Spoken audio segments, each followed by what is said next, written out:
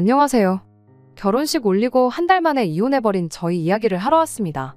이혼 사유가 흔해 빠진 성격 차이라던가 하는 이유였더라면 이게 뭐 자랑이라고 이렇게 제 이야기하러 찾아오지 않았을 거예요. 대화로 풀 수 있는 사소한 문제였다면, 단순한 가치관 차이였다면 어떻게든 대화로 해결해보려고 노력이라도 해봤을 겁니다. 하지만 이미 신뢰가 박살나버린 이 상황에 남편과 더 결혼 생활을 이어나가야 할 이유가 하나도 없더라고요. 결혼한 지 딱 한 달, 고작 제 나이 30에 이혼 엿딱지를 달고 살게 되었으니 그건 참 안타까운 상황이지만 한편으로는 차라리 일찍 결정한 게 100번 나은 선택이구나 싶어요.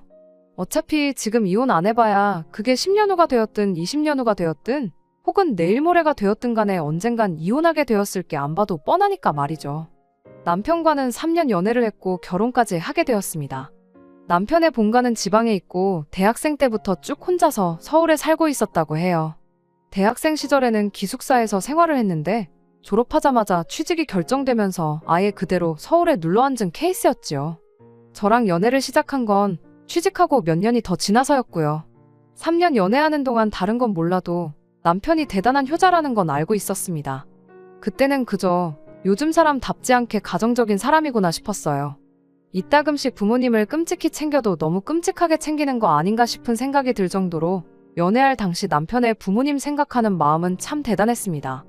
개봉하기 전부터 보고 싶다 노래를 부르던 영화가 있었는데 그 영화 보다가 한참 재밌어지는 타이밍에 남편이 갑자기 후다닥 상영관 밖으로 나갔던 적이 있어요. 저한테 말 한마디 없이 말이죠. 그러고 한참 30분 정도나 지나서야 상영관에 돌아왔고요. 저는 뭐 급하게 배탈이라도 났었나 싶었고 어차피 한참 영화관 안에서 영화 보는 와중이었다 보니 왜 나갔다 왔는지 딱히 묻지는 않았습니다. 영화가 다 끝나고 나서야 어딜 그렇게 급하게 나갔다 온 거냐고 물었는데 남편은 어머니한테 전화가 걸려와서 그랬다며 멋쩍게 웃었었어요. 집에 무슨 급한 일이라도 생긴 거냐, 안 좋은 일이라도 있는 거냐 걱정했는데 그냥 안부차 전화하셨던 거라고 하더라고요. 보고 싶어 하던 영화까지 포기할 정도냐고 그냥 영화 끝나고 다시 전화드리면 되는 거 아니었냐고 물어봤더니 자식이 부모를 기다리게 하는 건 불효라고 하면서 부모님 전화면 일단 받는 게 먼저라고 언제든지 안 받고 하고 싶을 때 하면 되는 거라고 생각하지 말라며 저를 타일렀어요. 더군다나 자기가 대학생 때부터 계속 부모님하고 떨어져서 살고 있는 거 모르냐며 거리가 멀어진 만큼 연락을 자주 하는 게 부모님한테 효도하는 방법이라고 설명을 하더라고요. 결국엔 그 영화를 2번이나 봐야 했네요. 남편이 꼭 보고 싶던 영화였다고 하니 안 볼 수도 없었고 대신 2번째 볼 때는 전화기는 끄고 들어가라고 했는데 남편이 그건 안 된다고 했습니다. 괜히 그 사이에 나한테 전화를 했는데 전화 안 받고 그러면 엄청 걱정하실 거 아니겠냐며 부모 걱정시키는 것도 불효라고 또 저를 가르치려고 들길래 제가 중간에서 말 끊어버리고 대신 그럼 영화 보러 가기 전에 영화 본다고 먼저 전화드리라고 했어요. 영화 끝날 때까지는 전화하지 마시라고 전화라고요. 그 덕에 저는 똑같은 영화를 2번이나 봤지만 2번째는 방해받지 않고 끝까지 볼 수 있었네요. 아무튼 전화만 가지고도 충분히 남편이 효자라는 사실을 살펴볼 수 있었는데 이게 다가 아니었어요. 한 달에 한 번은 차로 왕복 6시간 거리를 달려서 부모님 댁에 다녀오고 있다는 사실도 알게 되었거든요. 아직도 기억나요. 매달 셋째 주 토요일에는 약속 잡지 말라고 저한테 경고하듯 이야기했었으니까요. 참 대단하다 싶었어요. 저한테는 3살 차이 나는 남동생이 하나 있는데 제 동생은 혼자 살아보고 싶다고 독립하고 나가서는 집에 코빼기도 비추질 않고 있거든요. 심지어 동생은 뭐하고 지내는지 전화도 한 번 안 오고 얼굴 보려면 저희가 동생 자취방까지 찾아가야 할 정도예요. 오며 가며 30분도 안 되는 거리에 살고 있는 내 동생하고 비교하면 참 지극정성이구나 싶었죠. 말씀드렸다시피 연애하는 동안에는 그런 남편의 효심이 큰 문제가 되지는 않았습니다. 그걸 제외하면 성실하고 착하고 아는 것도 많고 경우가 바른 남편이었거든요. 결혼 이야기 나오기 전에 저희 집에 몇 번 인사시켰던 적도 있었는데 자기 부모님한테 잘하는 만큼 저희 부모님한테도 참 잘했었고요. 그런데 막상 연애하는 기간이 길어지면서 결혼 이야기 비슷한 것들이 오가게 되니 그때부터 남편이 효자라는 그 사실이 마음에 걸리기 시작했습니다. 주변 지인들이 저를 걱정하는 척 이야기를 해주면서 겁을 준 게 있었거든요. 남자친구가 저렇게 효자인데 결혼하면 얼마나 효자일지 눈에 뻔히 보인다고요.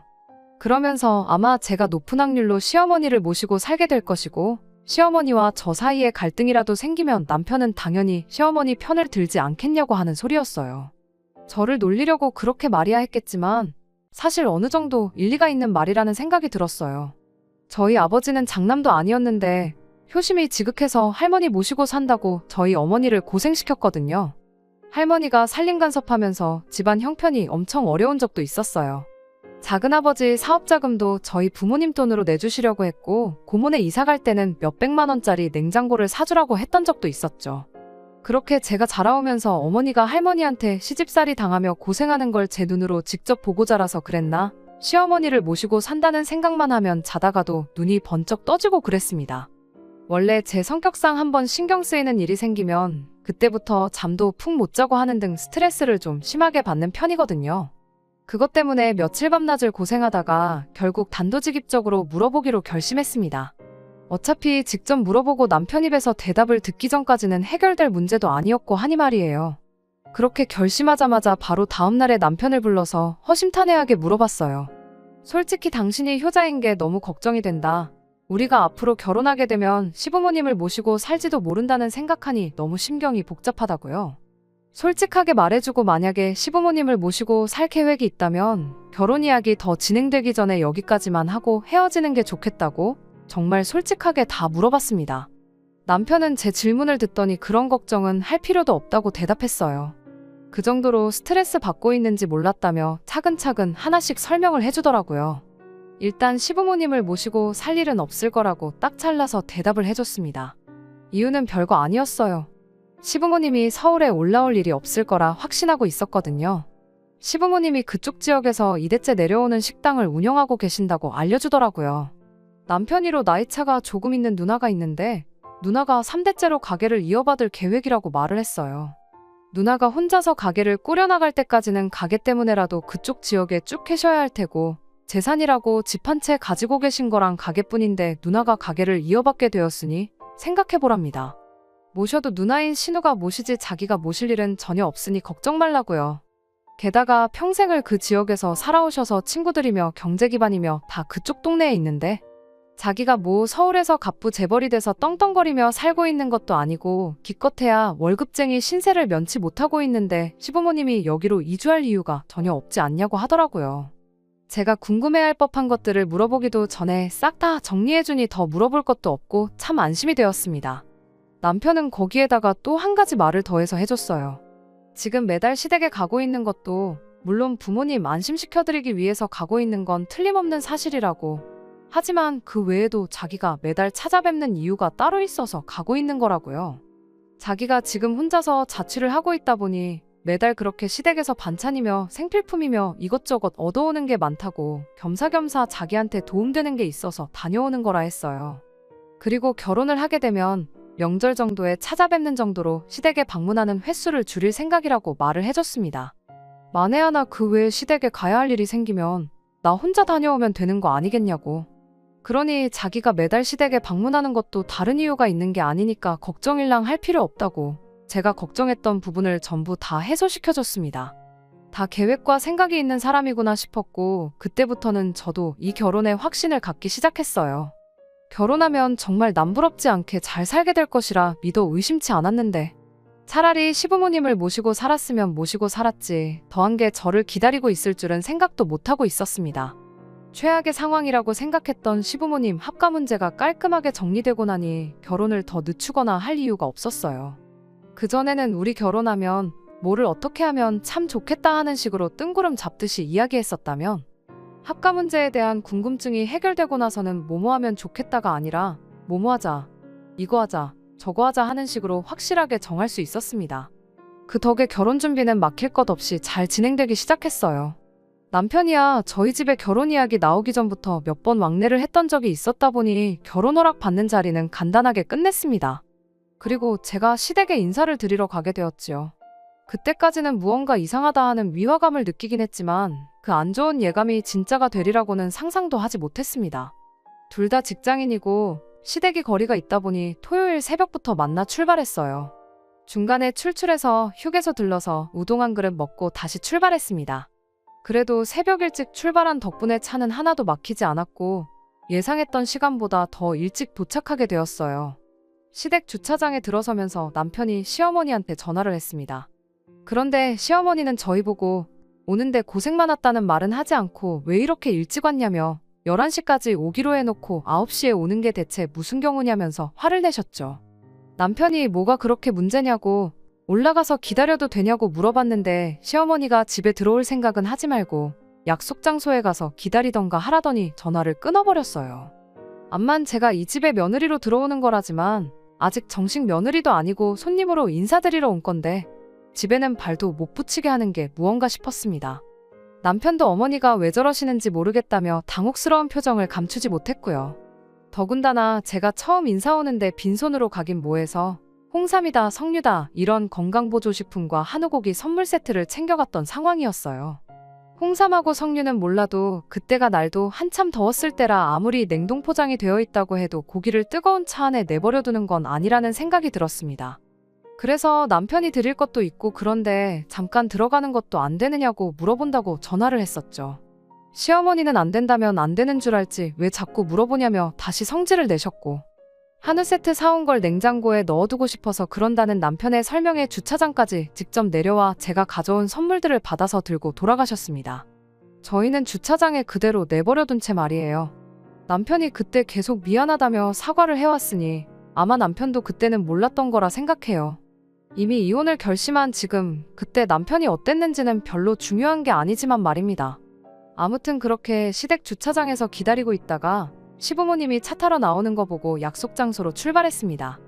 미리 가 있어봐야 오픈 시간이 11시였는데 여기 주차장이나 거기 주차장이나 주차장에서 기다려야 하는 건 매한가지인 상황이었으니까요. 그렇게 식당 앞에서 만나 가게 안으로 들어갔어요. 첫 인상부터 날카롭고 신경질적인 분이라 생각해서 긴장이 잔뜩 되었었는데 막상 시어머니가 직접 겪어보니 엄청 좋은 분이라는 생각이 들었습니다. 아무래도 음식 장사를 하다 보니까 손님들한테 음식 제때 나가려면 주방 사람들 단호하게 휘어잡는 카리스마가 있어야 한다고 그래서 말투가 그랬던 거라고 먼저 주차장에서 있던 일을 사과하시더라고요. 식사를 밖에서 하자고 했던 건 뭐 해주기가 귀찮아서가 아니라 음식 장사한다고 매일같이 주방에서 씨름하고 그러는데 집에서도 원래 음식하는 걸 싫어해서 그런 거라고 하셨고요. 거기에 집에도 못 들어오게 하면서 밖에다가 저희를 세워놓으신 것도 사과를 해왔습니다. 그건 또 집이 더러워서 그랬던 거라고요. 요즘 일하는 사람 구하기가 힘들다 보니 밤낮 가리지 않고 출근할 때가 많은데 자연스럽게 가게 일이 바쁘게 되면서 집안일에 소홀해질 수밖에 없다며. 집이 돼지우리간도 아니고 사람 사는 곳이라 부르기 참 나쁘끄러운 상황이라 못 들어오게 했다는 겁니다. 그런 설명들을 들으니 처음에 왜 그러셨는지 다 이해가 갔고 제가 마음에 안 들어서 그런 게 아니구나 싶어서 안심했어요. 그리고 저한테 사과할 건 먼저 딱딱 사과부터 하고 조리 있게 설명을 해주시니 제가 말로만 듣던 그런 권위적인 시어머니하고는 거리도 멀어 보여서 참 좋았습니다. 그런데 사실 그런 꿍꿍이 속이 있었고 다 제 눈을 가리기 위해서 개수작을 부렸다는 걸 결혼 후에 알게 되었네요. 아무튼 식사가 어느 정도 끝나가면서 결혼에 관한 이야기를 주고받게 되었는데 시부모님께서 먼저 뜻밖의 제안을 해오셨습니다. 원래 결혼은 남편 돈 제 돈 합쳐서 양쪽 집안 도움 없이 저희들 힘으로만 결혼을 하기로 했어요. 제가 모아놓은 돈이 조금 부족했지만 금액이 큰 차이가 나지 않아서 네가 더 해왔네 내가 더 해왔네 따지지도 않기로 했었고요. 그런데 시부모님이 먼저 저희한테 집을 해주겠다는 말을 꺼내왔습니다. 남편도 전혀 예상 못했다는 반응이었어요. 시어머니한테 서울 집값이 얼마인 줄은 알고 그런 말을 꺼내시냐고 했죠. 저희 다 결혼해서 앞으로 어떻게 할지 인생 계획도 짜놓은 상태라고 집 같은 거 안 해주셔도 그만이라고 시부모님을 말렸어요. 저도 선뜻 집을 해준다는 제안이 좋게 들리진 않았습니다. 집 해주시면 당연히 좋죠. 좋은데 문제는 제가 남편보다 안 그래도 돈을 모자라게 해오는 상황에 시댁에서 집까지 해주면 나중에 그걸 빌미로 이야기가 나오지 않겠나 그런 생각이었어요. 거기에 남편도 받고 싶지 않아 했는데 제가 나서서 주신다는데 받아라 할 그런 것도 아니었죠. 그런데도 시어머니는 기어이 집을 해줄 테니 그렇게 알라고 하고는 더 할 이야기 없다고 말을 딱 자르셨습니다. 집에 돌아오는 길에 남편이 먼저 부모님이 집을 해줘도 받지 말자는 식으로 이야기했었어요. 아무래도 남편이 효자다 보니 부모님한테 부담 주는 것 같아 그게 싫었던 것 같아 보였죠. 말씀드렸던 것처럼 저도 집을 받는 게 무조건 수는 아니다 생각했기에 그러겠다 했는데 바로 다음 날에 남편이 돌변해서 그 집을 받자고 이야기를 꺼내왔습니다. 갑자기 왜 생각을 바꾼 거냐 물어봤는데 평소 같으면 조리 있게 이것저것 잘 설명해줬을 남편이 아무 대답도 못하고 그냥 해준다니까 받자고 대답을 해왔네요. 그리고 그 이후에 상견례 자리를 갖게 되었습니다. 시댁에서 집을 해주기로 했던 상황이었다 보니 친정부모님께서도 땡전 한 푼 보태지 않을 수가 없다며 똑같이 반반 보태주겠다고 나오셨어요. 서울에 집 2채 구할 돈이면 강남까지는 아니더라도 좀 투자 가치 있는 지역에 좋은 집 하나 해줄 수 있지 않겠냐는 취지였는데 시부모님이 그건 또 거절하더군요. 시부모님 말은 가게는 딸한테 물려주는데 아들한테 아무것도 안 해줄 수 없지 않냐며 당신이 꼭 해주고 싶어서 하는 거라고요. 그런데 저희 집에서 돈을 도와주면 그건 당신들이 해준 거 아니겠냐 하더라고요. 꼭 해주시고 싶으시면 다음에 애들이 이사 갈 때 그때 돈을 보태주시던가 하라고 일단은 당신이 사준 집에 신혼살림을 차리게 하고 싶다 하셨죠. 이미 집도 구해놨으니 신경 쓰지 마시라고 하셨어요. 혼수 채우겠다고 집 좀 보여달라고 했는데 남편이 계속해서 그 집을 저한테서 숨겼습니다. 신혼여행 다녀오고 깜짝 선물로 우리들의 보금자리를 보여주고 싶다고 하길래 그럼 신혼살림은 어떻게 하냐고 따졌더니 이미 시부모님이 살림살이도 다 장만해 주셨다고 안 해도 된다고 하는 거예요. 집도 모자라서 살림살이까지 다 장만해 주셨다고 할 때부터 의심을 했어야 하는데 평소 남편이 믿음직스러웠던 것도 있고 시어머니 또한 그 어떤 질문에도 조리 있게 잘 대답을 해주던 분이셨다 보니 그렇게 저는 아무런 의심도 하지 않고 결혼날만 기다리고 살고 있었어요. 양가 어른들과 하객들의 축복 속에 결혼식을 올리게 되었고 신혼여행에 가서도 남편과 즐거운 시간을 보냈습니다. 앞으로 어떤 일이 벌어질지는 생각도 못한 채 말이죠. 신혼여행 다녀와서 드디어 신혼집을 처음 보겠구나 잔뜩 기대에 차 있었어요. 서울 외곽에 위치한 오래된 복도식 주공아파트였어요. 사실 그 당시에는 그런 거 하나도 신경 쓰이지 않았죠. 이제부터 시작될 결혼 생활에 부푼 기대와 함께 현관문을 열었는데 현관문 열자마자 제 기대는 와장창 산산조각이 나버리고 말았습니다. 이미 저희보다 먼저 살고 있는 사람이 있었거든요. 남편의 약속은 지켜졌어요. 그 집에 시부모님이 살고 계셨던 건 아니니까요. 시할머님이 이미 방 한 칸 차지해서 살고 있었거든요. 심지어 시할머님은 치매까지 있는 데다가 혼자서는 거동도 못할 정도로 몸이 많이 약해져 계신 상태였어요. 그제서야 시부모님이 집을 해주겠다던 거, 집을 안 받겠다던 남편이 집을 받자고 하루 만에 말을 바꾼 것부터 인사드리러 갔던 날 시댁에는 발길도 못 붙이게 했었던 게 전부 이유가 뭔지 알겠더군요. 제가 혹시나 의심을 할지도 모르니 치매 있는 할머니를 처음부터 저한테 숨기고 싶어서 그랬던 거라는 걸요. 남편은 그제서야 제 눈치를 보며 자기가 다 설명해주겠다더라고요. 일단 시어머니가 집을 해주는 조건으로 시할머니를 저희한테 떠맡긴 건 사실이라고 이실직고 하더라고요. 남편은 그래도 걱정하지 말라고 한 일주일 정도 있다가 못하겠다 말하고 할머님을 다시 시댁으로 돌려보낼 생각이라고 그게 자기 작전이라고 하는 거예요. 이미 결혼식도 올렸고 집도 다 해줬는데 우리가 배째라 나가면 시부모님도 어쩔 수 있겠냐고 하더라고요. 그 말이 하나도 믿기지는 않았죠. 평소에 남편이 얼마나 효자인지 누구보다 더 잘 알고 있었으니까요. 하지만 믿는 거 말고는 아무 방법이 없겠더라고요. 그래서 한 달 내로 이 상황을 정리하라고 말했어요. 남편은 걱정 말라고 자기가 알아서 해결하겠다고 자신있게 이야기했는데 한 달이 지나도 감감무소식이더라고요. 오히려 은근슬쩍 그래도 살아보니까 살만하지 않냐고 의도가 뻔해 보이는 질문을 해왔습니다. 딱히 힘들 건 없었던 게 출근한 동안에는 간병해주시는 분이 와서 할머님을 케어해주셨고 퇴근하고 와서는 저는 손가락 하나 까딱도 안 하고 전부 남편이 하고 있기는 했었으니까요. 하지만 제가 편한 거랑 신뢰를 박살내버린 건 별개의 이야기이죠. 약속한 한 달이 지났을 때 남편한테 어떻게 된 거냐고 따져 물었고 남편은 그제서야 눈물까지 보이며 감정에 호소하기 시작했어요. 그냥 우리가 할머님 모시고 살면 안 되겠냐네요. 가게 일도 바쁘고 요즘 안 그래도 불경기 여파로 시부모님 가게가 휘청거린다고 하더라고요. 가게 일 때문에 스트레스 받는데 할머니 때문에 고생하는 엄마 생각하면 자식으로서 가만히 있을 수 없다고요. 그리고 할머니께서 지금 시댁 식구들이 밥 벌어먹고 사는 식당의 기틀을 잘 잡아주셨기 때문에 자기들이 지금 이렇게 모자람 없이 넉넉하게 잘 살고 있는 거라고. 그 은혜도 갚아야 한다고 말이죠. 할머님 나이가 당장 돌아가셔도 아무렇지도 않을 나이지 않느냐. 살아봐야 얼마나 더 살아계시겠냐고. 어떻게 보면 할머니 간병 조금해서 서울에 집 한 채가 생겼는데 우리한테 무조건 이득이라고 하는 거예요. 힘든 거 잠깐이니 같이 견디고 이겨내고 살자고 하는데 저는 남편 말에 개소리 하지 말라고 단호하게 한마디 해주고 이혼 선언했습니다. 불경기도, 시부모님 가게도, 그리고 할머니 덕분에 득보고 살았던 것도 전부 다 나랑은 하나도 상관없는 일 아니냐고요. 득을 봐도 너네 가족들이나 봤지? 나한테는 그저 존재 자체도 몰랐던 내 인생의 불청객이나 마찬가지라고요. 그리고 이 사실을 꽁꽁 숨기고 들면서 이미 니들 가족들은 물론이고 너한테도 그 어떤 신뢰가 남아있질 않는데 이깟 14평짜리 아파트 하나 갖자고 내가 신뢰하지도 못하는 사람들과 가정을 이루어 살아야 할 이유가 있겠냐고 했습니다. 사실 이혼이라고 할 것도 없어요. 친정부모님께서 상견례하는 동안 저렇게 집 같이 해준다는데도 혼자 해주겠다는 거 보면 뭔가 꿍꿍이 속이 있을 것 같다고. 혼인신고는 1년이고 2년이고 살아보다가 확신이 생기면 하라고 조언해 주셨던 덕분에 아직 하지 않은 상황이었어요. 할머니 모시고 살면 할머니 은혜도 갚고 부모님한테 효도도 할 수 있는 데다가 서울에 자기 명의 집까지 받았으니 너한테는 무조건 좋은 거 아니냐고. 나는 이깟 집도 필요 없고 신뢰도 하나 없는 남편하고 평생 같이 살 자신도 없으니 그냥 갈라서겠다고. 그러니 너 혼자 알아서 잘해보라 말하고 저는 제 짐 챙겨서 거지 같은 집구석에서 뛰쳐나왔습니다. 그렇게 결혼 한 달 만에 이혼하게 되었네요.